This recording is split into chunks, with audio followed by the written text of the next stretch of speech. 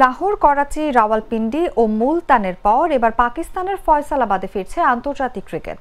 মঙ্গলবার পাকিস্তান দক্ষিণ Africa one day match দিয়ে 17 বছর পর আন্তর্জাতিক ম্যাচ হয়ে পাঞ্জাব প্রদেশের দ্বিতীয় বৃহত্তম এই শহরে ফয়সালাবাদের ঐতিহাসিক ইকবাল স্টেডিয়ামে বাংলাদেশ সময় বিকেল 4টায় শুরু হবে ম্যাচ।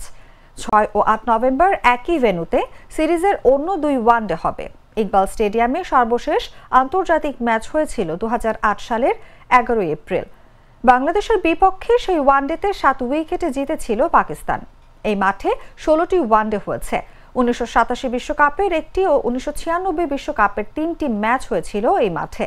আর পাকিস্তান এখানে 12টি ওয়ানডে ম্যাচ খেলেছে। এর মধ্যে 9টি জিতেছে ও 3টি হেরেছে।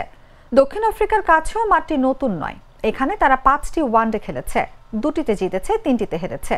ওয়ানডেতে পাকিস্তান ও দক্ষিণ আফ্রিকা 87 বার মুখোমুখি হয়েছে, যেখানে পাকিস্তানের জয় 34টিতে এবং প্রোটিয়ারা জিতেছে 52টিতে।